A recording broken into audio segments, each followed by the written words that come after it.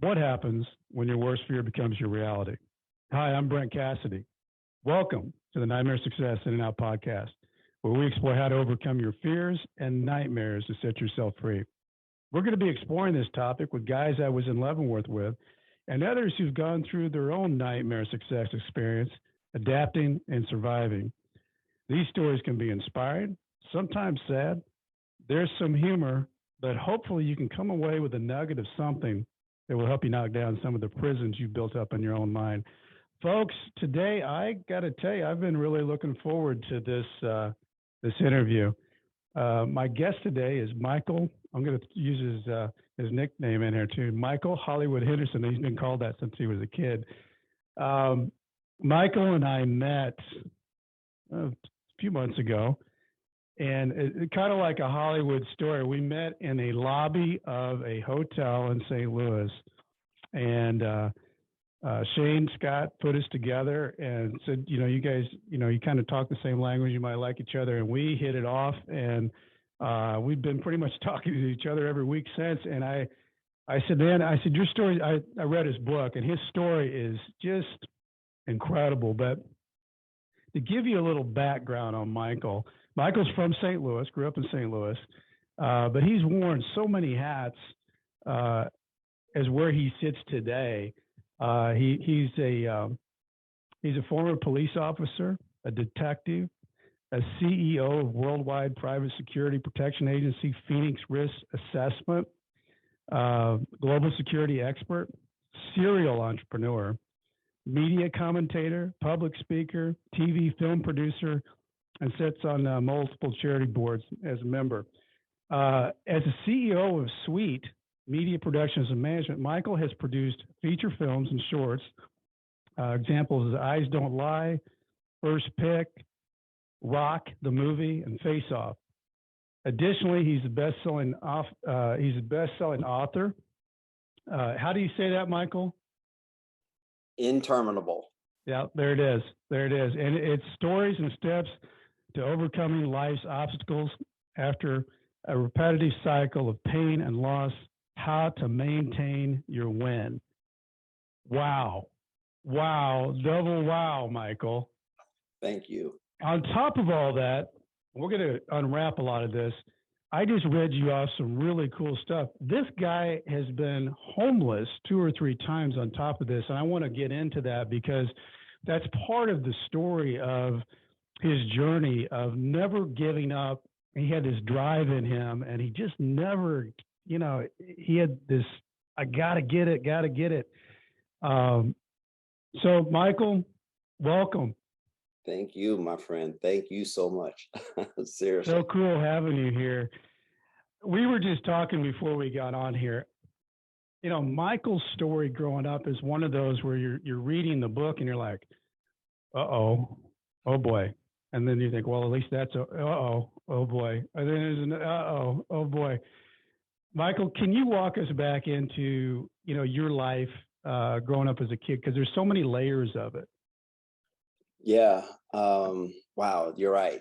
And to actually make that make sense, if you can imagine going to 13 different schools before high school, living in one town or one city, St. Louis, kind of opens up Pandora's box, if you will. But what's really special is my grandmother just passed away, and she, of course, was the matriarch of the family. And looking back at her life, as an entrepreneur, working for the government, the army, and then having owning, the series of townhomes that her entire family lived in, and then the bar across the street, as basically a 0 to 3-year-old, starts to unravel a lot of questions there, and growing up with that, and I remember vividly around 5 running away. And if for those that are familiar with St. Louis, around Choteau and Jefferson was the area we lived in, and there was a flower shop behind there, and I think it's still there, or pieces of it. And the owner literally saw me running down the alley, got me in the car, and took me back to my grandmother's house. I was running away, and he stopped me from that.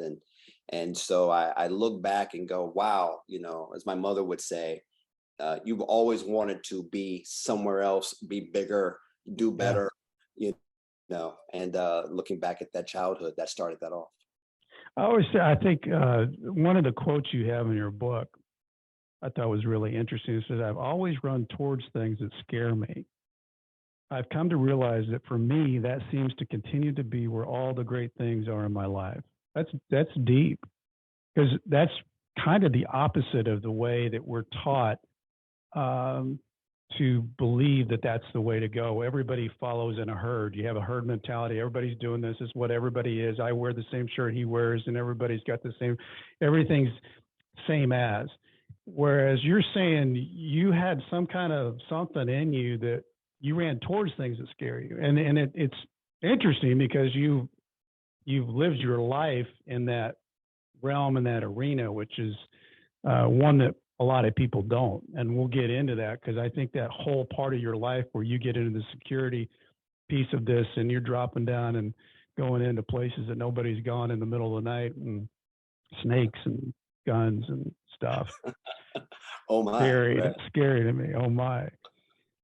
So when you're growing up, what's the dynamic of your family? I know your grandparents played a big role, and your grandmother, your mom, your dad, and your siblings. How did that all piece together?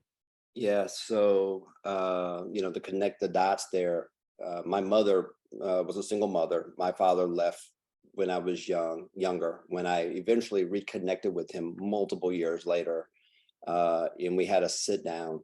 That conversation was, he was saying, he was just scared. He was frightened, and so Yeah, he uh, but so really my mother, it was just really my mother and I. And so when she was putting herself through school, and we eventually left, the compound, if you will, of the family dynamic, and went on our own, for her to get her bachelor's degree, or her master's, I can't recall, in Columbia University, was kind of the beginning of, she and I truly, being on our own, and, learning how to coexist, me being a young kid, yeah. 6, 7, something like that, if I'm not mistaken. And then that kind of started that off. And then the man that she was dating at the time, who technically became my stepfather, had already had 2 boys. And so, we had just been connected as brothers, literally since this big, tiny young boys. And so growing up through life, they've just become my brothers. And, it's just been a phenomenal journey. So when you talk about in your book, you you talk about your school experience where you had the new city school, and you couldn't figure out how your mom afforded that, and it was something. I think maybe you gained a little bit of confidence in yourself in that time period. But there was also like crazy things that were happening at home, fights and police that had to show up and Yeah. break it up and those type of things. And then you also talk about the times when you're, the kid, and they've got their family picking them up, and you're waiting, and they don't pick you up, and you go, down to the bus station. What's all going through your mind at that time as a kid? Even when I look back at that, it's almost like, and I'm sure so many people can relate to this, it's just the way life is, right? Yeah. I Because you believe, didn't know any different, because you did see other, like when you went to spend the night, you were talking about yeah, safety and comfort and those yeah, things. all And then these you would nice go back. things. Yeah. Yeah, all these nice things, and a different love that you see from, especially in that era, was more, white families. There were a few blacks, but I think that when you're in survival mode, and then being a child, you just kind of know that as well. This is my existence, right? So you Mhm. don't really, and I don't think I had the mental fortitude at the time, to truly understand all the dynamics of what was going on. It was just a matter of, okay, well, let's see, there were drugs, there was a fight, there was blood.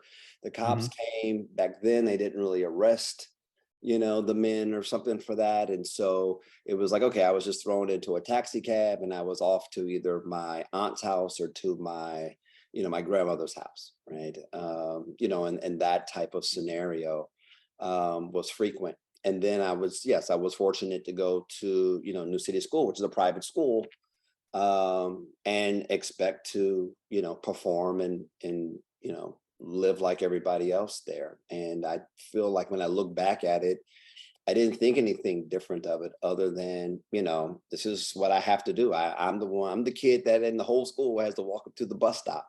Yeah. You know what I Yeah. mean? I'm the poor one, Yeah. whatever. You know what I mean? Yeah. But that's a lot to deal with as a kid, because you're trying to figure things out as a kid, and you're seeing things and experiencing things, and you get to a certain point where I think we've all done it, where we've grabbed our stuff and said, I'm leaving. 10 or 12 years old. You did that, but you did it, and that was what happened. I mean, you went and left the home. Yeah. What's Michael thinking there? Yeah, I remember it vividly, actually, which is hilarious to me. I was living with my mother. We had our place, and there were just so many things that I wanted. Probably selfishly, to be fair. I wanted my own. I wanted a car. I was just about to turn 16 at some point. I was working at the swimming pool, the auditorium, the natatorium is what it was called at the U City High School. And, just wherever I could do things. And so literally, I remember my mother making dinner, and I just had enough. And I remember going into my room, getting a backpack. I might have put some things in it. I don't even remember what was in it. And while she wasn't looking, I just walked out the door, and it was wintertime. And I went up to the natatorium because I knew I had friends that were lifeguards that were older. They had apartments and houses or whatever. And hung out for a little while, and then told them, hey, I don't have anywhere to go. I just ran away, and my safe haven during the day was really just, being able to go to school. Yeah. So, I stayed in school and graduated and what have you, but there were definitely some house hopping nights from friends to friend, sleeping in the park, so on and so forth. So, yeah. Was any of that like scary to you, or did you feel like you were making your way and this is what Michael, this is how I'm going to do it, and I'm going to be me and I'll figure it out? Yeah, I would say a little bit of both. I Yeah. mean, there's definitely fear there, you Yeah. know. And when I look at my life today, and I look at, what the word outcast means, Hmm. it all starts to truly make sense as to me being an outcast from society, really, in a lot of ways. And I never really thought about that until, we talked about maybe, doing this interview and Hmm. connecting, that those steps of fear and yet bravery mixed at the same time of, no, I gotta stay the course here because I'm not happy with the conditions at home.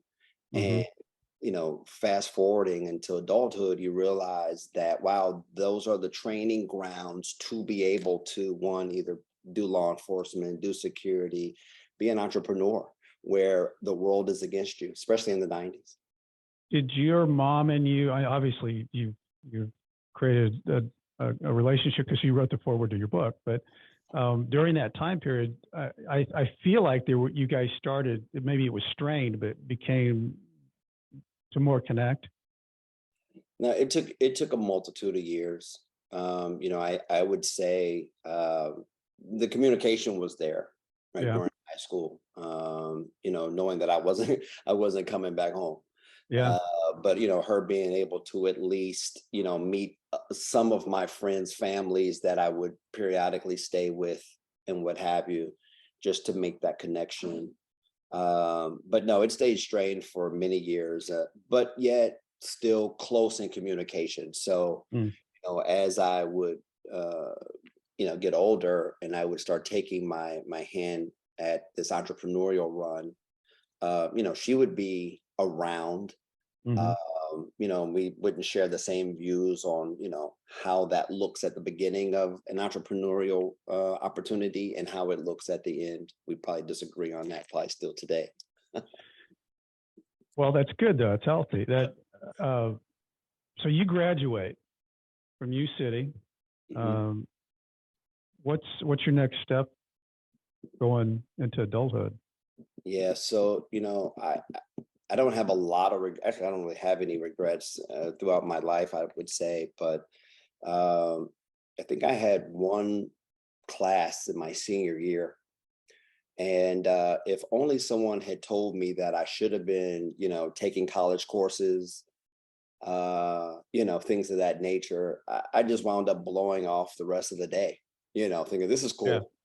cool, and I had made my mother a promise before I left home that I would volunteer at the police department in this organization called Boy Scouts of America Explorers. And I think there's still a national program with that, with law enforcement agencies. And I would do that, and you would compete with, other, explorers around the country and, of course, around the city. And that was also kind of a semi safe haven, if you will. I made friends there. I would stay at some of their houses and things of that nature. And when high school kind of came, it was like, well, I need to get a job, and then that turned into a lifeguard opportunity Yeah. where I borrowed $25 to get to the YMCA and get certified, and just that whole trajectory, and but I had no idea what I wanted to do in life. I mean, literally, I was a decent athlete. I had also a partial dance scholarship with Indiana University to potentially dance. I did modern jazz and dance and ballet in U City High, and so I was a dancer. And I The thought, funny thing about that is that if you look at everything that's happened in your life, you've kind of come full circle back to those days when you were doing the performing and getting oh into yeah, the plays. And isn't that something? yeah. Isn't that something? It's like, man, I could have just beelined and skipped that. But Doesn't what work like that, happened? does it? Yeah, it doesn't work like that. And what's interesting is when I did get into this Hollywood entertainment space, it was really not as complicated because I had taken the journey I had taken in so Yeah. many ways. And we could talk about that at another time. But it was either go to the Air Force, go to law enforcement as a cadet. I applied for that, which is a gopher, paid gopher, washing the police car, working Hmm. record, dispatch, whatever. Um, Maybe go dance or something. But those are my real choices of adulthood, and so I just come to the realization that whoever called me first, whether it was the Air Force recruiter or whether it was, the police department at University City Police Department in St. Louis, and they call first. So that's where I went. So was that, I mean, it had to be for you, being in that community and then turning this all around here. You are going to be a police officer in U City. What was that? What was that world like? Oh my gosh! And then being in high school and University City High School back in the '80s, Yeah. which sounds like I forever know ago. I went to DeSmit. We had to play you guys in basketball, and man, they were good. Very good. Yeah. U City High. U City High, man, the Yeah. U. Uh, it was interesting because I would do ride-alongs with the police officers, and so it would be, I'd ride along one night, and then there's a domestic abuse situation or domestic call or some type of call at someone's home, and then the next Monday morning or something, I'm literally sitting in the math class with them. you know so there was always nicknames of 21 Jump Street. Yeah. Some people thought I Yeah. was really undercover, and that I really, like, well, if you knew me, I had a big head and I was super skinny. So that was, man, I'd been the funniest looking policeman you ever seen. So, but So yeah, when I you had to got go through that. I had to go through that. when you got into that world and became a police officer, how did your family, how did it all work? Yeah, it worked pretty smoothly. My grandmother had said something to me that really, talk about full circle, but she had said something to me when I just pretty much become a policeman that really just set the trajectory for everything and how I did it. And that was, she said, if you're going to be a policeman, you need to be a real policeman because, we rely on you guys to do your jobs. And if you're not going to do your job and you're going to answer dog calls or whatever you're going to do, then don't be a policeman. But we need people out here that really want to go get these bad guys. And that triggered something in me. Is she the one that said be brave for someone when they cannot? Yeah. Yeah, that's a big statement. So you get into this world, you do well, and you become a detective. But somewhere in this time frame, is this when it starts boiling that you want to do something bigger, better, wider? And then there's a rock bottom moment. I don't know if you want to talk about that or not, Michael, but you went to that rock bottom, and then from there, it seems like you just decided no matter what happens to me, I'm going to make this all work one way or the other. Yeah, one of the things that I commend law enforcement for me is, I grew up in it, as a volunteer, then a paid gopher, then a policeman, going to the academy. And I really, applaud law enforcement for really teaching me how to grow up fast. Mm-hmm.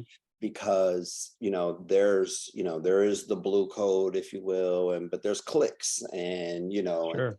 as a 20-year-old, 21-year-old, by the time I was on the street, policemen with no father figure, no real parental guidance, no one really saying, okay, here's this, or someone that I can immediately go back to and say, well, this is what happened to me today. Like they tried to fire me today, or, I had to wear wire because I got to protect myself because they're trying to, get rid of me, or someone's trying to, get me harmed or killed, or whatever that is. And so fortunately there were certain, officers that were there that, took me under their wing and kind of helped me learn the racism and the judgments and a multitude of things that I just was not skilled at all.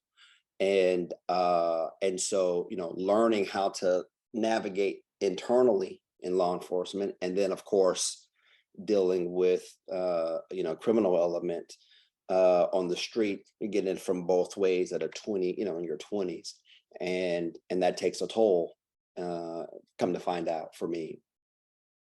Well, what you said in the book was there was a guy that you were really intimidated by and not happy that he was going to be the officer trainer, and he ends up being a guy that you stayed lifetime in touch with.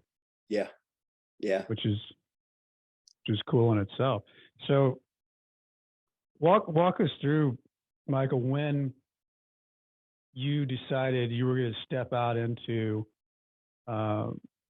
in your mind, you kind of had it set on how it wasn't like a security firm. It was a global security for,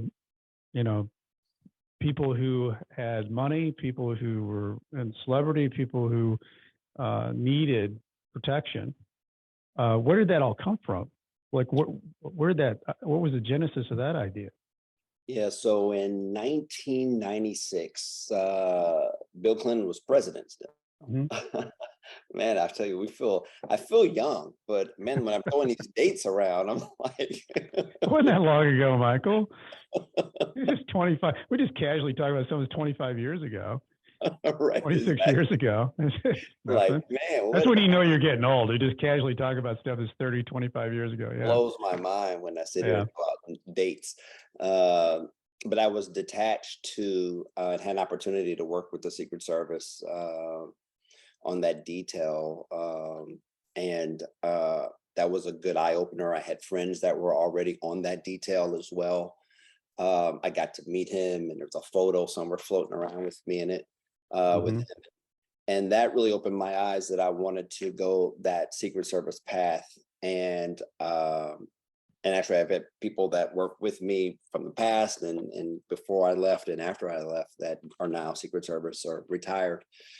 And they had said to me, this is a great industry, it's a great job, but with your personality, you might want to look at the private sector where we retire to and kind of get a jump on that, because, and at that time in the 90s, I mean, they were making what, $100,000 with overtime. They're not as Mm-hmm. evolved. I mean, they're evolved, but they really have become evolved now, right? Mm-hmm. Since then. And they're like, you might fit in better that way. So why don't you look that way? And what a hell of a journey it had been. But I actually really thank them. And I still thank them when I see them today, for really giving me that advice, to kind of skip that. But that had always been my objective, was to go there, because I felt like I had hit a wall with local law enforcement to a certain degree. I mean, my arrest records and numbers were through the roof. I wanted to, get to the bureau. I had done that. I was detached to the FBI for a time period in organized crime and and doing undercover work. And I just felt like I had reached that. And so when the dynamic was, okay, well, I'll start a security company, and, I'll start trying to put on that business hat, which I had no clue what I was doing, creating a business plan. But I thank the SBA for turning me down, because they created a fucking monster. Yeah. And, and because I realized at that time, SBA was just all bullshit. Now it's Mm-hmm. probably a little more evolved from what I understand. And, they've helped a lot of people. But Yeah. back then, oh, can we curse on your? Oh yeah. Yeah. That's explicit. I should have asked that first. Yeah. No, we're Warning, there. warning, Yeah. Get more warning. listeners. Get more Pull up. listeners that way, Michael. I got this big soundboard here, and I don't use any of the beeps. Right, We're just talking. Pull up, We're pull just up. talking. We're just talking. We're just talking. But I thank them. I thank them for that, because at the time I had a fiance, and she was a stockbroker. And, I realized that, when she would help me with the business plan and just try to help me learn this business thing. Everything was good and groovy and gravy with SBA, but when we split up and I was on my own, and I was like, man, I'm using first position on the, on the equipment, and, all these terms that, who knew what they were, but I was, like, hey, I'm good. Like, give me this 90 G so I can go out here and conquer Do the my thing. world. Yeah. They're like, man, if you don't get your black ass out of this office right now, right? But then I had an article, and I had held on to this article for a long time. And this white woman who had been homeless for 11 years got $126,000 from the SBA. And I was like, okay, got it. So that really taught me how to, and there's nothing wrong with what I'm about to say, but for me personally, it kept me away from the MBE, which is the minority business programs. It kept me away from, organizations that help minorities get a leg up. It really put a fire in me to go, you know what, I'm gonna do this right the way that others do it, that have resources or have. That really started to put me, which is probably one of my favorite parts of my book, is, being in rooms where I'm like, how the hell am I sitting here at Tony's, which is a 5-star restaurant, back in, 2000s, if you remember, you have to wear a jacket, and I'm watching a guy literally get a fax for $36 million deal that they just did on a napkin in front of me. And I'm literally at that table, and I'm sitting here, and I'm learning all these things. And so I applaud and thank them for that. Well, so there's a lot in there, Michael, that you go where you want me to go, pal. because in between all that, when you're trying to make your way with this and you've got this big idea, you end up homeless again. Can you walk me through, because you do a really good job of it in the book, where you are in your mind, your drive, your determination, but in the meantime, you're living under a bridge. So, I mean, this is not normal for, I mean, if you look at where you're at now, it all makes sense to me. I can see everything, you know, how you were just wired this way. But at that time, when you're living under a bridge and you're going to the library to read books and biographies of what can I learn, what can I get, and you're frustrated because they're not giving you the gaps of what you need. You're going and sleeping at the airport with your clothes on like you're traveling, back in the days when you could get through security and you look like you're traveling. What are you thinking when all that's happening? Yeah. You know, realistically, most of those nights, I'm just in my own zone. I literally, you know, I had two things that I really, really attest to my sanity. One, I had a piece of paper. Yeah. My mother thinks she lost the drawing, and I'll tell you what that is. But I had a piece of paper, and I had my cassette player. For those, you know, who remember those. Again, we're aging ourselves back. Yes, yeah. Absolutely. And I had the Red Hot Chili Peppers tape, and you know, Under the Bridge, which I never even made the connection to that until many, many years later, like 5, 6, 7, 10 years later, did I even realize that that was the song that was making me cry all the time, right, at night. And that piece of paper literally was, I would draw in Union Station. Oh, let me back up. So a Union Station across the highway exit ramp would come underneath the highway where I lived. And so across the fence was Union Station, the train station, and most Union stations around America. And so in there, they had Starbucks, Hula Hands, Hooters, whatever, right? And there was this empty space in between Hooters and Hula Hands on the second story that was empty. It used to be a restaurant or something. And so I just went and I would go up there and I would just visualize and write and draw what, you know, would be really cool if I could open up, you know, a really cool restaurant, jazz, you know, lounge, whatever, called Brooklyn's, the name of my older son. And so I would just dream and do that. And so that was in my mind. And I always was looking for, you know, in my mind of, you know, how do I get back into society? Like that was always on my mind. And one day, and so just to put it all in perspective, I had left with, and this is how I got to where I was. At some point in time, you know, you bounce around from house to house, because even as a grown man, you know, you bounce because people have been trained, not putting judgment on anyone, but they've been trained to, there's a right way and there's a wrong way to live. And the right way, especially back then, was you just have to get a job. You have to be working at McDonald's or somewhere, because that is what that is what we've been told to do as Americans. And so that job will at least give you some money. And then that way you're not lounging around on my couch or sitting at my house or whatever. And for me, it was, but I'm not lounging around. I'm literally looking to build a company. I'm literally looking to build. And so when I psychologically look at that, completely different than, you know, the lazy, you know, kid who's, you know, well, now you play video games, you become a millionaire fast, but right. Yeah, you know what I'm saying? So anyway, I took all of that, and after a while you just run out of people. You run out of people. And that's how you end up there. But you also did some interesting things that I think of now. I mean, if I read this right, and you and I talked about this when we first met, you would go out because you like to see the private planes take off and land. Yeah.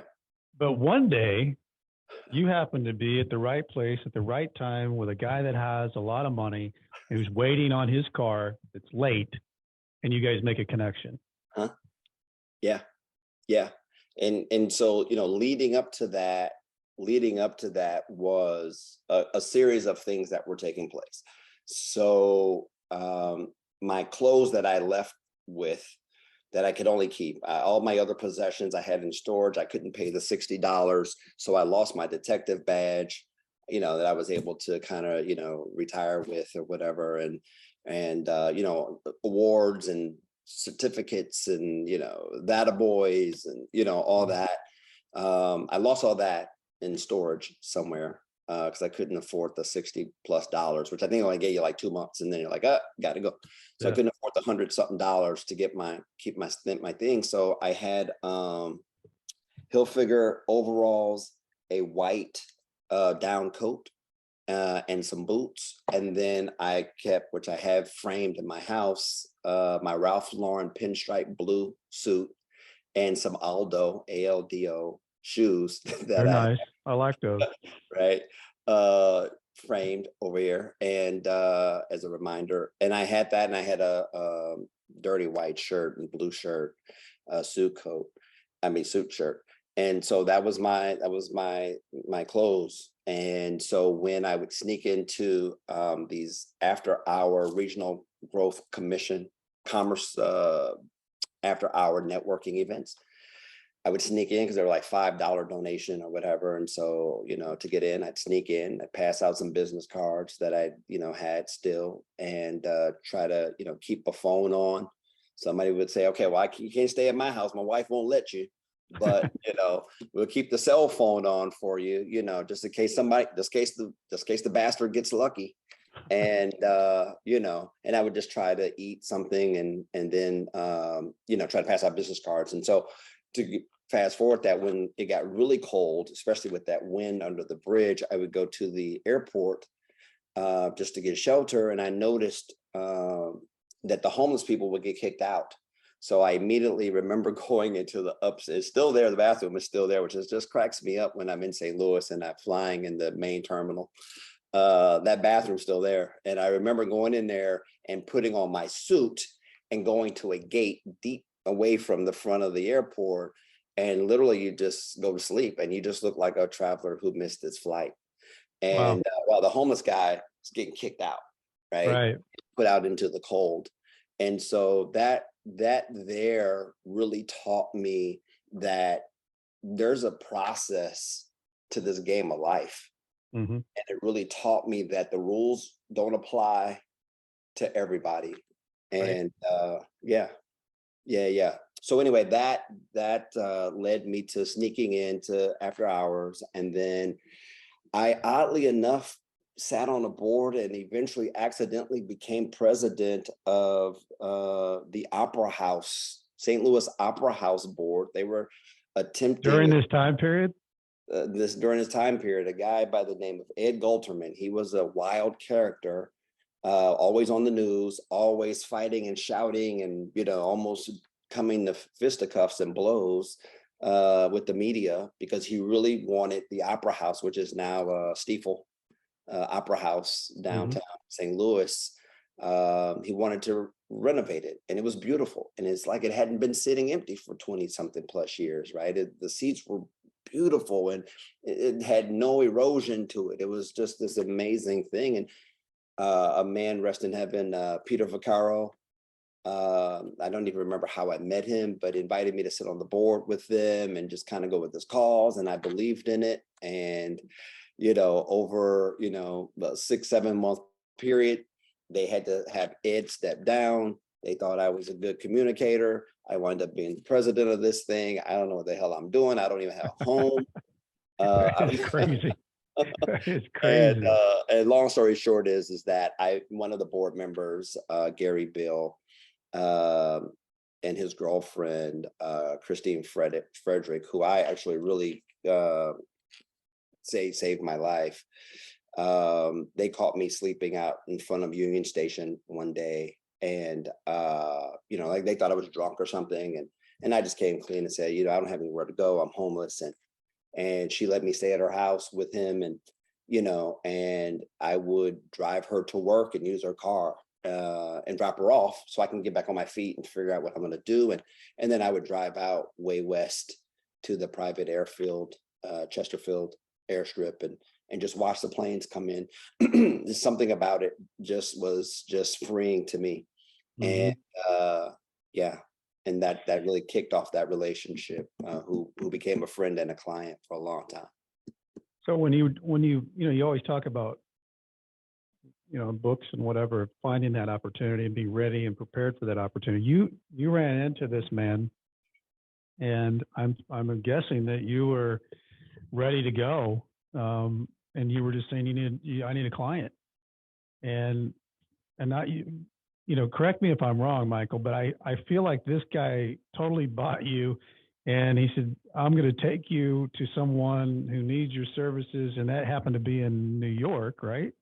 That was similar, but yes. Okay. But this guy helped you connect the pieces to getting in the world you were trying to get into.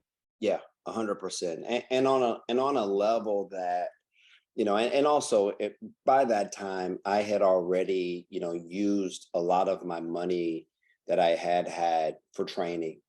So Yeah. I had already gone overseas and trained and really started to have a different skill set, which was greater than that I had learned in law enforcement.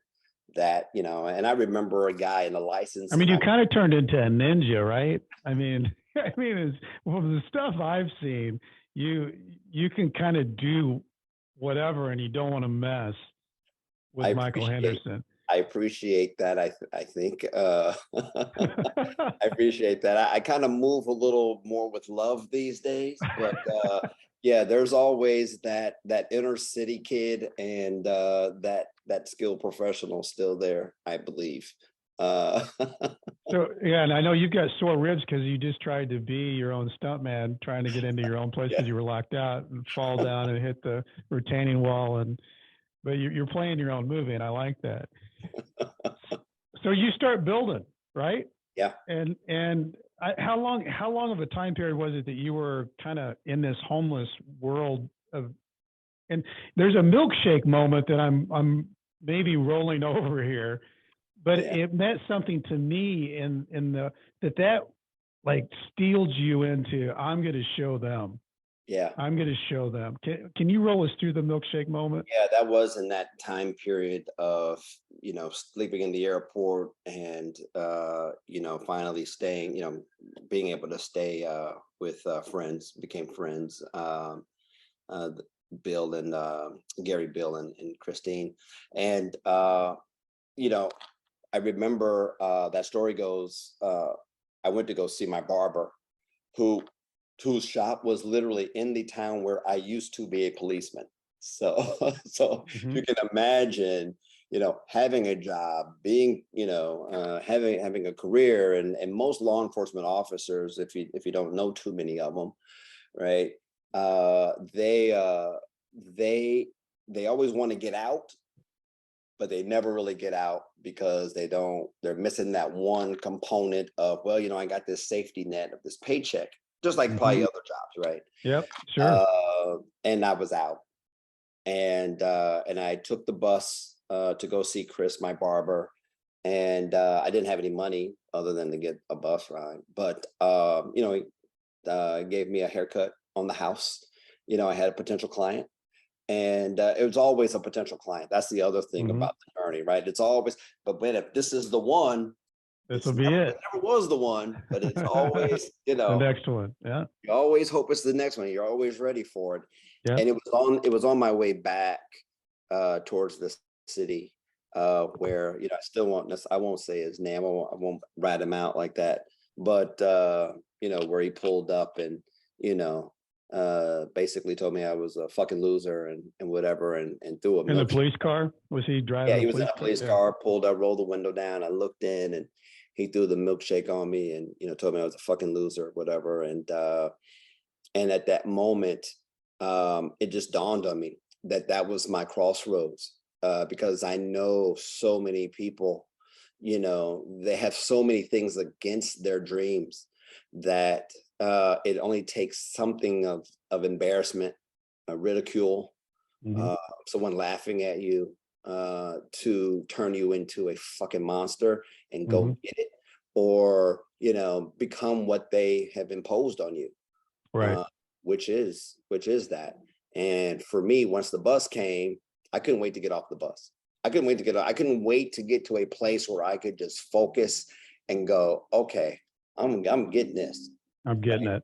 So much so that one of the detectives years later, probably about 2000 and, oh Jesus, six, maybe seven. Oh no, 2007. One of the detectives, I remember pumping gas in University City with my Aston Martin, and she rolled up in her, raggedy ass police detective car and had the audacity to ask me, "I'm sure it's stolen." And I said, "Run the plates." And that's not technically what I said, but run the plates. It's like a family show somewhere in here. So nonetheless, yeah, it's all these cycles of it's all these cycles that I didn't know how to break until Yeah. recently, that just continued to repeat itself. And so I never really paid attention to learning, how to step outside of it. So it was always success, then failure. It was always, love, then loss. It was Mhm. always, this person loves me. How do I love them back? Then loss. It was Mm. always self-sabotage, constantly on this cycle. You felt like you were sabotaging your success. 100%, 100 million%. And I love to share that with people, of identifying that a lot of the decisions we make are probably the right decisions if we approach them in the right lens, in the right view, and with the right intention, right? If we Well, and I think your business did take off, and you started becoming and driving an Aston Martin. And you tell a story about going back to U City, your high school, and you want to share that story because I think it's a really interesting story how you handled that and what happened with the preachers and and how that all came about in the parking lot. Yeah, so actually it was a different school, but what's interesting about the school was Vashon High School, and it's actually where I part of one of our Oh, it experiences. was at Vashon, not U City. Yeah, Okay. Okay.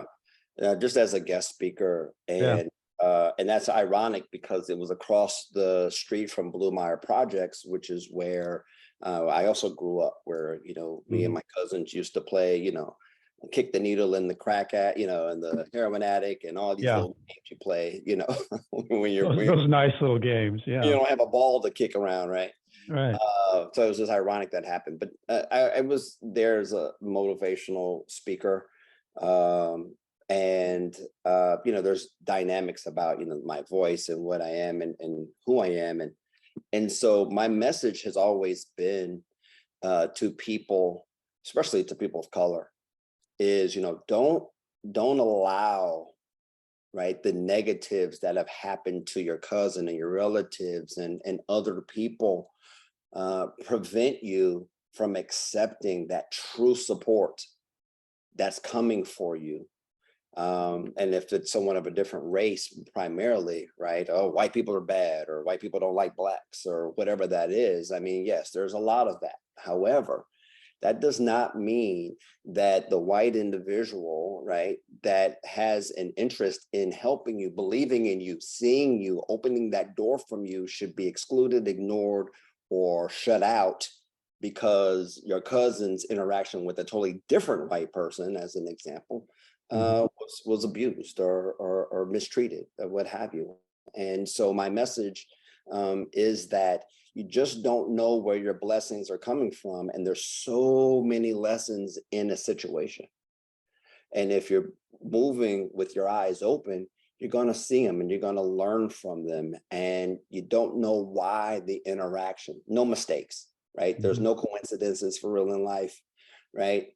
And so that's the message. And the reverends and the principal, whatever, like, hey, look, you know That's not the message we're trying to tell them, right? We have to help them. We got to help ourselves, right? If they don't rely on us, nobody's going to come And help them. they put their arm around you while they're Yeah, they walking put you their out arm too, around me Michael. as they're leading me to the front door. Like, Exactly.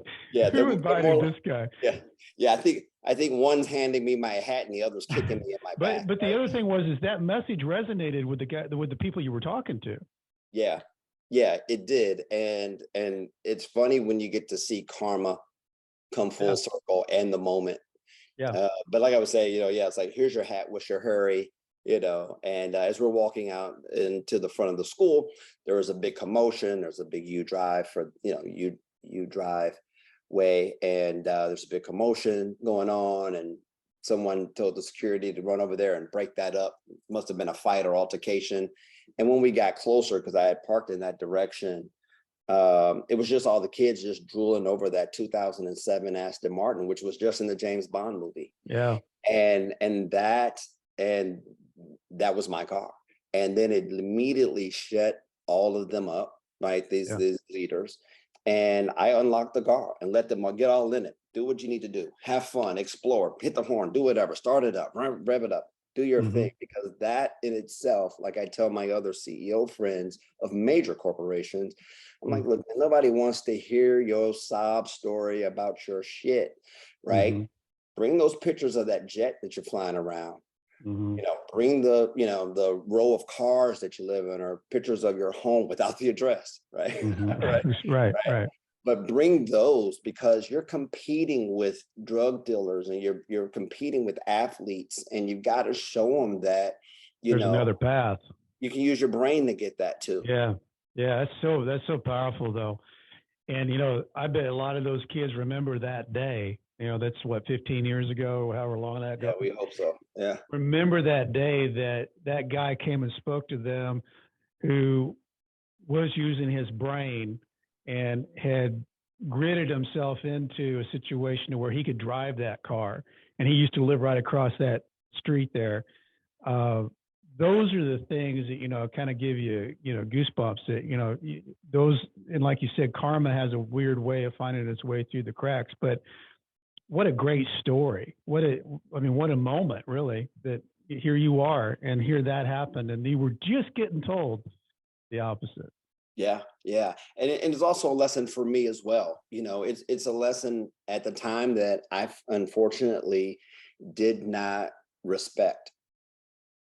Right. It really wasn't until the pandemic that I ultimately finally realized that I need to serve. And maybe it was, being ICU, maybe it was the, being isolated, maybe it was the furloughs and having to, almost lose the company and having to use my own book as my guide to find myself, reinvent myself in a very short period of time, and then build my business right back to where it was and now is taking off on a relaunch and a rebuild. Is just a funny way of realizing that it's all because this isn't about me. It's literally about how do we change lives, and in the midst of changing people's lives and impacting them is where all your abundance and blessings can come. That's right, because it fills you up. Yeah. And I'm assuming, Michael, that as this company grew and you became somebody that people sought out for talking on shows and that, how did that all feel to you? Because you reached a peak with your idea, and I think you had 50 people that did the work that you had basically trained into an idea to come to life. What did that feel like for you? Yeah, it felt like a level of success, considering that in 2012, maybe 11, that internet thing, was really taking shape. Right. Yeah. And I was still living in a dinosauric world of protection where the professional protectee is behind the scenes, You don't need to be in front of the camera. You don't need to, it's like you have a friend, Brent, let's say, and they need protection or they have an issue or a problem. Hey, I know a guy. Mm-hmm. And then my phone rings. And that was the way business was done in that world. But then this internet thing started happening, and then the CIA guys started breaking contracts and protocols and they were wound up on CNN and on the news, Mm-hmm. talking about, protection and terrorist activities and what have you, and these active shootings. And it put us in a position where when people would start looking us up, we didn't exist. Mm. And so we literally almost lost everything, the business, because we weren't above what we call above board. Mm-hmm. And so it really took us hiring a publicist that opened up a couple of doors. And of course, being prayerfully and gratefully being good enough that, ABC and Fox and NBC, liked having me on, and I was relevant. Well, and I mean, that was in that was your arena. I mean, you trained, you knew it. There's your business. Yeah. You'd experienced it. I mean, some of the things that you talk about where you go in the middle of the night and get shot and run and jump in the water. And I think you told me there was an anaconda in that water, which freaks me out. But you did some things where when you were doing that, Michael, was it just an adrenaline rush of or was there? I mean, a normal person would be scared that they're going to die. Normal people don't parachute into South America, go and run and shoot and do, and then you get on the helicopter and get out of there. What does that feel like? I don't know. I've never talked to anybody who's done that. I mean, what is that feeling? Yeah, well, first of all you do is go down to any soup kitchen, brother. We're everywhere. That's first off. So if you ever want to go and just go get them, that's where it is. Go. Okay. Go with any shelter you can find. You can find them. Okay. You'll find us, right? There's your brothers. We're okay. Everywhere, right? Right. We're like Amex.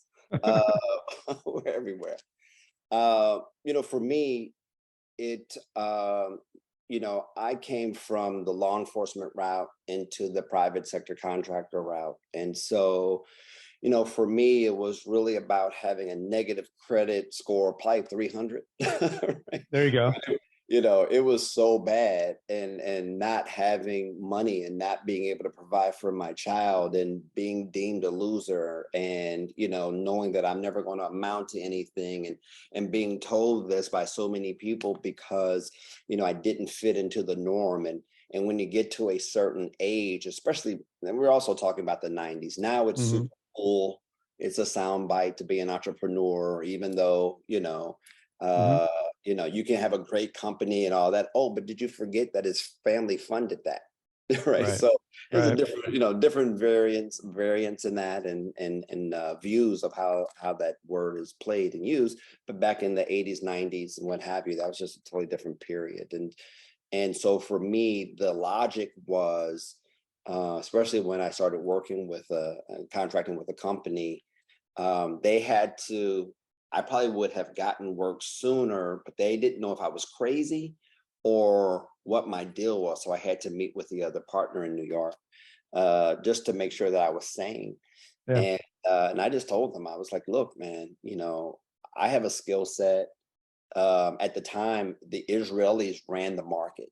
Like they ran the market in the United States. And blessedly, they started, I say peacefully to my Israeli brothers and sisters. I'm not throwing shade, guys. Some of them became thieves. And so I was like, hey, I'm trained. I'm not a thief. And that really started to open up some of those doors for me. But the mentality wasn't about this craziness, or this stupidity of bravery or thereof. It was just more of, I don't like being poor, and being a cop and going back to law enforcement, just it's the passion had gone. Yeah. You wanted more, and you I wanted to wanted create more more. change. Yeah. I wanted more, and and back then it wasn't cool too, Brent, to be an entrepreneur, right? Right. Right. Um, it just wasn't what it is today. I mean, Wasn't steady and stable. Yeah. yeah, Yeah. yeah. Well, the other thing that I guess in that time period, did you talking about your son? You got a couple of sons, right? Yes, Yeah. two boys. So at that in that time period, is that when all that took place? I mean, are you making things happen with your new company and feeling the life of making a success, and then you also bringing in the family into play? Yeah, so my journey there is another testament to manifestation and willpower and belief of the unknown. I'm a huge advocate of that. You know, people always want the roadmap, and I don't blame them, right? I mean, wherever you can miss a hurdle, I'm all for it. Mm-hmm. You know, and to answer your question, I have friends who come from very well-to-do families, and I see them trying to dumb their self down, or ignore their blessings, right, that their families have created for them, because it's been embedded by society that you got to struggle. Mm-hmm. Right? You don't Yeah. want to, the easy route. And it's like, no, no, no, no, no. How dare you? Don't do that. Like, we go through the hard route because that's just what we just had to do. Not Right. because they're cool about it. It's because it's either that or complete failure, and not doing anything is failure. Mm-hmm. And so it's that entrepreneurial difference. But to specifically drill in on your question, Well, I'm asking you about your love life, I guess. yeah, well, my kids were not necessarily in the picture, and for me, I had Yeah. already been outcast. I'd been outcast by their mothers. My two boys have two Mm-hmm. different mothers, and their families. Mm-hmm. So, and my oldest, was born in 96, and my youngest was born in 2000. He's Okay. 22. So they're in So, the 20s. Yeah. yeah. So, I was already dirt of the earth. So for me, it had to be a situation where, and anyone that knew me personally, relationship wise, knew that my kids were always in the forefront of my mind. Mm-hmm. Right, everything that I was doing, right, wrong, or indifferent, was always about my kids and me getting to a place. And this is what really shifted my whole life. And I'm glad you asked that, because to me, it's a reminder that I knew one day I was going to reunite with my kids. I just knew it. It was an Right? internal motivation of yours. Yeah, Yeah. and part of that was, I have to make sure that when I'm blessed and fortunate enough to be before them, I have to be stable enough to not break a promise. Mm-hmm. Meaning, I can't say I'm going to meet you on Wednesday and then have to go clock in, right? Or the boss is mad at me and I have to now, man, but I promised my son, who I haven't seen in 15 years, Mm-hmm. that I did not want that scenario, and I made sure of that. Is that because maybe that there were parallels between your relationship with your dad, and you didn't want to repeat that type of feeling that you had? Because your dad went on to be a very accomplished guy, was a football coach at Washington University. What time period in your life did that happen, where you actually made a connection? And then I think he passed away shortly after that. Is that correct? Yes, Yeah. yeah. So been at that time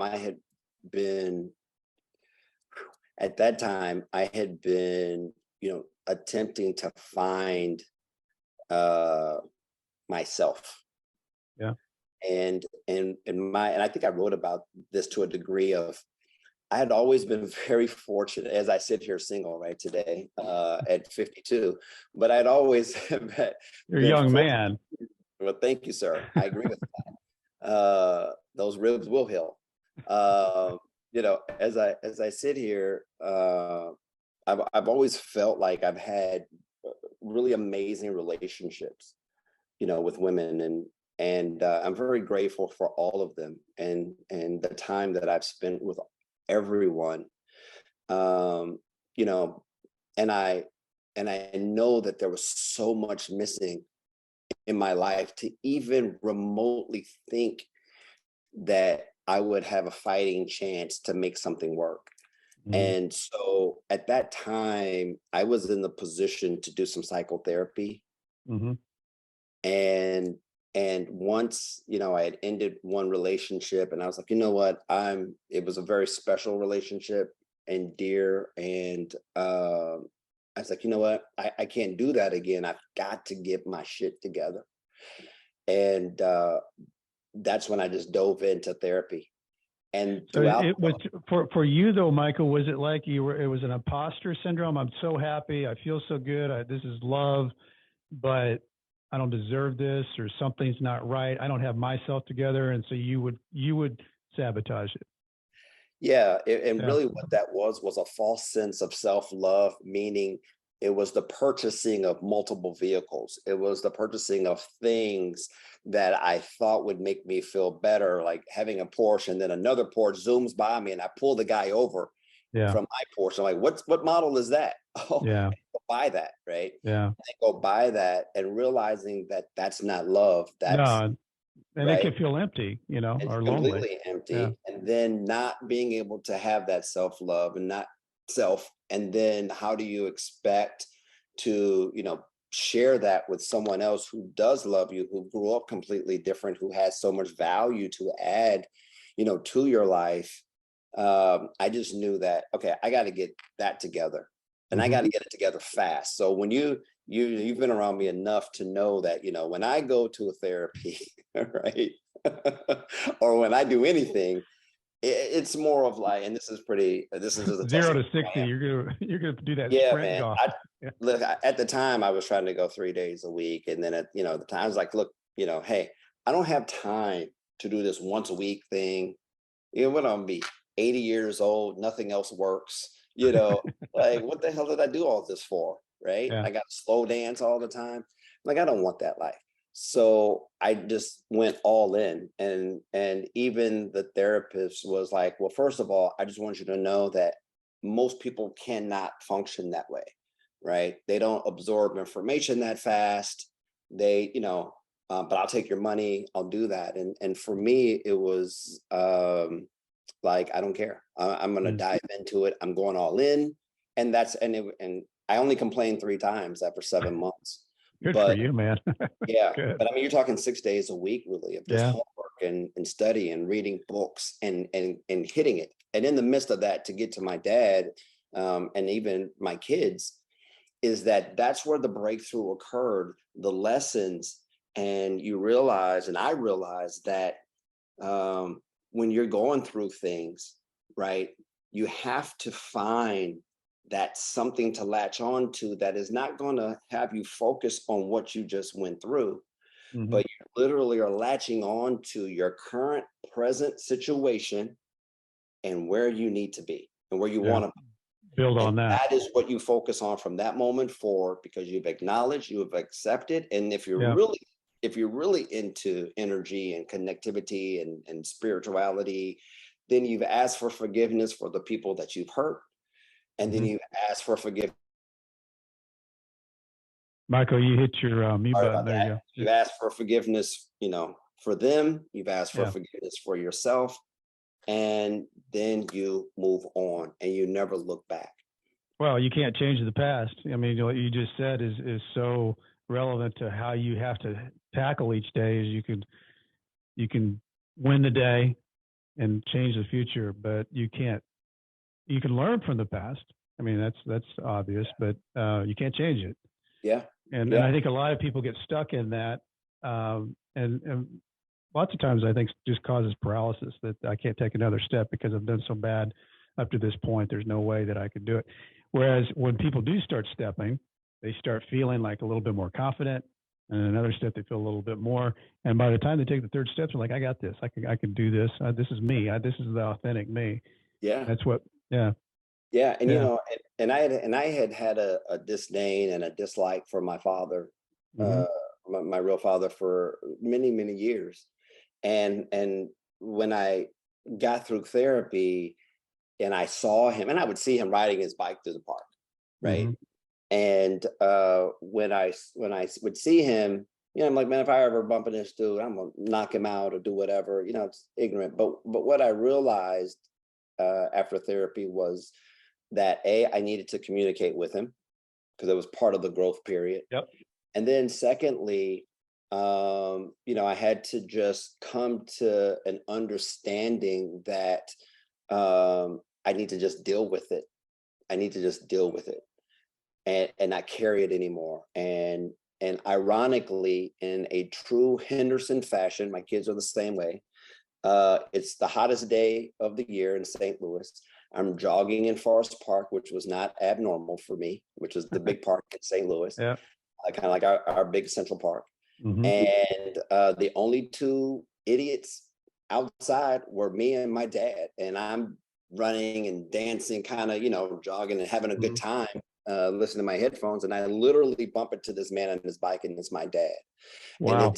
it's that whirlwind of my entire life of just blessings constantly coming from being left in third world countries to why is this guy's gun not shooting me, and why did my bullet miss him, and we're literally Face to feet face. apart that we both Yeah. can shoot. Why are these things constantly happening to me? Why am I going through these things? Why am I shot here but I'm not dead? And why did I just fall off 2 stories, right? Yeah. Landing on Yeah. a sending wall where, someone else would die, why are these spiritual things happening to me? And so I'm not saying it in the realm of some guru or what have you, but it definitely lends to the opportunity of courage and belief, Hmm. and having your listeners and people that you interact with understand that the shit that you've done, right, wrong, and different, is okay. It's the shit you do now, and it's the shit you do going forward. And it's that positivity, it's that belief that you can have different, that changes everything in your path. And that forgetfulness of what people think of you, what society thinks of you. Anybody successful will tell you there's always somebody that doesn't like you. So, Oh gosh. Yeah. Yeah. That's right? just, that's part of Yeah, it. that's just part of Yeah. it. So, Yeah. It's yeah, just part yeah, of I it. love, Part I of the, love the journey. Yeah, I love the journey and the blessings of that. Yeah, yeah. what, uh, literally bumping into your dad that you hadn't spoken to, was it a moment of relief, disappointment? Was he more than what you thought he would be? I mean, what was that like? Well, first, he didn't have his phone on him, so I took his number. Hmm. Okay. And it was comforting because I knew I needed to do it. Hmm. And my therapist had been telling me, you got to reach out to your dad. You got to talk to him, Yeah. right? And what's interesting is that over that next 2 or 3 months before he passed away, and I had met him and taken him to the Ritz. We had lunch, and we just got to catch up and realize that we had the same personality, same humor, Yeah. right? Everything was as you would expect, and the Yeah. connectivity was there. And he was on dialysis, and he said that he passed away, I think, in the 60s, mid 60s. But he's like, I had been dead at 49 because I was on dialysis. Mm. And he's like, any white people? And I said, of course. He's like, eat their food, you'll live forever. And that was just his humor. Yeah. And after he passed away, he lived in U City, where I was a policeman. And I remember getting phone calls at my office from U City, and I didn't know who the officer or the officer was. So I called a friend of mine who was in Secret Service, who had just kind of left the department, and asked him, did he know the officer? And he said, yeah. I said, what the hell does this guy want with me? I never called the guy back because I figured it was probably one of my agents running around town, doing something. And then it was until later that night I got home and checked Facebook, and then one of the detectives called me and asked me to call them, and I called and said, "Hey, does your dad live over at the Starbucks? Blah blah blah." And then I was at another crossroads where it's like I could ignore all of that. Like I didn't really know the guy, but his good friend from high school was was in charge of his finances, but not him. So the morgue couldn't release the body Yeah. anywhere. Yeah. And that's where my entire life changed. I mean, entirely. I mean, everything about my entire existence changed that moment when I decided, okay, I'm Don't do gonna this. handle this. I'm Yeah. gonna, go to his house. I'm gonna meet his friend Renee. I'm gonna talk to his best friends. And come to find out, he had been following my entire career, news articles, Wow. and they just thought he was lying the entire time. So, Wow. It but gives that's how me I goosebumps. yeah, but and the long story short of that though is that that's how I reunited with my kids. Yeah. That opened up magazine opportunities, magazine cover opportunities. That opened up television spots. That opened up my interaction with my kids. That changed everything in my world. Everything just started to fall into place because of those decisions. So, Michael, you created a successful company of in security, and now what do you want to accomplish with production and suite and with movies and TV? What's your dream or your goal of impact? Yeah, my goal is to be the biggest and the best television and film creator the industry has ever seen. There are some top names up there. Your Jerry Bruckheimers, your Mark Scorsese's. These are power players. Ron Howard's, and these are people that I guess you could even add Tyler Perry in there, or what have you. But Mm-hmm. they're players who have found their way to the very top, to where if they decide they want to make a piece of content, that it's going to make the screen Yep. and it's going to make impact. And that's the cool thing about it is you're in a world where you actually can make impact. I mean, a lot of people think, if I could just create change, and a lot of people can create change by doing what they do, but you're in the world, in the arena where these things get out to a lot of people. And if you're doing the right things and promoting the things that you have a passion for, it can really create change. And that's what's cool about the world. Was it hard for you to make the transition? The transition was smooth. The pitfalls, As there always are, and then you're yeah, usually unseen and yeah. blindsided, right? So I would say the best advice, or the most important statements that have been made to me since I've been out here playing this game is when I first arrived in 2017 to really do this. An executive that had been for Sony for many, many years, like 30 something plus years, said to me, you're probably badass in, security. You probably done this, that, and another. And I've seen your videos and all the rest of that, but you got to be careful. This is Hollywood. Yeah. It's its own beast. Yeah. And it'll Its own tear you world. apart no matter where you've been. Yeah. Yeah. So that's probably, I mean, for you, I think you've been you've been trained well to enter Hollywood. I think so. I You think really so. have. I mean, You're listen, bro, made for this. I say that all the time. Like I mean, it has its moments. Our little bump in the road was frightening for a second, but I agree. I feel very comfortable here in this space. I mean, I'm used to dealing with, crime syndicates and other, Yeah. I use that loosely, but you know, I feel very comfortable here, and I feel more importantly that understanding the nuances of the industry, and I believe in the content that we have, and we're fortunate that Hollywood is actually starting to take notice of that, and we're going to That's see cool. what it holds. What haven't I asked you, Michael, that I was supposed to ask you? What's up with you? What's up with you, man? That's what we need to talk about. Yeah, I well, mean, I you've mean, got I'll some tell you, big things I'm coming down the pipe. trying to get by, Michael. Just trying to get by, man. Well, I I'll tell you what, appreciate your platform, though. I really do. I appreciate yeah, your platform, man. well, I appreciate you being on here, and it's encouraging to people to see that it's not just one fell swoop of success. You have success, you got to reload. You got success, you got to reload.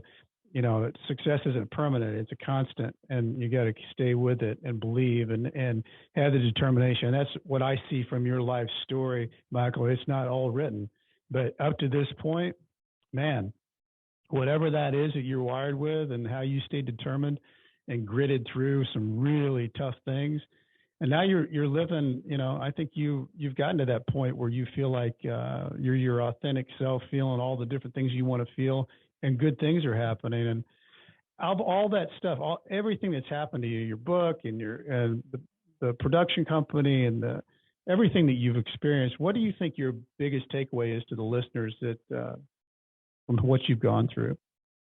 Yeah. So one of the things that that's an amazing question. First off, but it's team. It's team. You know, there are times where I wish I didn't have a team because just because I can move. Yeah. I can do the job. I mean, I literally can do the job of 6, 7 different people, and they'll tell you, and it drives them nuts, right? Because I can move, because I Sure. understand I'm wired different, and I know Mm-hmm. that. So I know that's not very normal. But there are those days. But realistically, I had to change the team. Some people are still with me from the beginning of this journey, Mm-hmm. but we had to bring other real strong pieces to the table to make it work. And not just their ability to look good on paper, but the ability to be in the same mental space. Because everything that we're doing, everything you're doing, everything your listeners are doing, if their mental isn't right, if they don't mentally understand what it is that they're after, how to achieve it, Yeah. people that they bring into their circle, Yeah. which will be small and few in most cases, Yeah. they're gonna probably have a bump in the road at some point in time. And so for me, my takeaway and their takeaway is literally, don't be a hostage to your ego. Yeah. Honor yourself, honor your God in you, your universe in you, Yeah. and be very careful of your ego. Such good words, man. I mean, those are words to live by, because you can't let the ego get in the way, because you miss opportunities that way. And if you let that get in the way, you can't see the road. And that's what you got to be doing when you're trying to grow or try to be better or trying to get through whatever you're trying to get through. Yeah, yeah. But you, if you don't mind, Yeah. you and your platform and your story, your listeners. I mean, this to me, this is one. I'm just grateful to be part of it today, and even on some of your other things that we're talking about. But the prison of our minds. Yeah. I didn't go to prison, right? Like we were joking earlier. I sent a lot of people to prison. Yes, you did. And some people wanted to assassinate me because Right. of it. But my journey was prison. Yeah. It literally is no different than being locked behind bars, because my brain was my warden. Yep. My fear was Mm-hmm. my guards, Mm-hmm. right? And my environment, right, was the yard. And Yeah. so, for me, and for your listeners, I'm hoping that they understand that, it is for some of us on the other side of that fear, of that prison in our mind. And that's what I'm saying. It's the mental. Fix the Yeah. mental. And Michael, I think that's why I think this podcast has taken on different listeners, because everybody knows through their own experiences, they've built up prisons in their mind. Some have broken through, some have set themselves through. Just what we talked about with you. You have gone through, and you're sitting in a different chair now than where you were 2-3 years ago, because you did the work, and you feel like you set yourself free. You're that prison of your mind. You worked through it. You over, around it, under it, and I think that's what it takes. You got to, nightmare success is all about. You got to step into the unknown. You got to step into the fear, and that's what I liked. And that quote, you've always stepped into that, what scares you, and a lot of times that's where the good stuff is. That's where it's at, man. That's where it's at. But please let your listeners know that have good lives. You don't have to go into the darkness to feel good. Just leave that shit to us. That's right. Let us do that. Just go straight there. We'll meet you there. We'll meet you there. Just wait for us. Yeah, don't come visit and pretend. Just go on there. But I'm glad you said that, and you probably you can delete this or whatever. And this is more of a conversation for us. But that's the thing, that when I use the word outcast, I looked it up, and that's what society just doesn't seem to grasp. Is I'm here to applaud the people that take the chance. Yeah. Society has torn all these people down, all these people that have failed, all these people who want to do something else. Try again, go get a job. What are you doing? You're not smart enough. You can't do this. And so society just continuously tries to make us outcasts, because you want to go and be better and do better. And if you can do it again and try and continue to try, you're going to hit it. But you've got to remember that, unfortunately, we live in a world where society has brainwashed us to ridiculing us. Instead, society should, in my opinion, should be opening the doors. Wow, look at this guy. Look at him go. This guy's got the balls and the chops to do it. You know what? Exactly. A little guidance. I could probably pick up the phone and call Oprah. Pick up the phone and call, right? Yeah. Whomever, Jerry Bruckheimer, right? Well, the universe introduced me to him, by the way. So that also works. But, right? But pick up the phone, because let's change the narrative through Nightmare Success. Let's change the narrative through your guests when they speak, to start training people's minds to go, no. This person has the ability to do what you're afraid to do. And that's okay. But don't shun them. Open the door for them, because they're the new leaders. They're the ones that are creating something, and they're going to do it. And so instead of becoming an employee of that, be part of their journey. Say, hey, I helped this guy open that door. I don't have the balls to do it, but I at least made the phone call because I believed and saw in it, not shut them down, tear them down, and prevent them from going forward. And we can. I love that. I think we ought to end that there, because that's big. That's the purpose. That's the passion, the mission. Good stuff, Michael. Hey, if anybody's looking for books out there, Michael, what's your book's name? Interminable. Interminable. Yes, and we got the second one, and we got the second one dropping this fall, called Living Misunderstood. So we're coming at you twice. It's a great book. I've got a book. We got two authors here trying to hawk books. Nightmare Success. Everybody, give me a review on Apple. I love those. All the likes and other things. If you have anything you want to get to me on brickcassie.com, leave me a message. As I used to say when I was writing back from Leavenworth, stay strong, and I'll do the same. Nightmare Success and out. Thank you, Michael Henderson.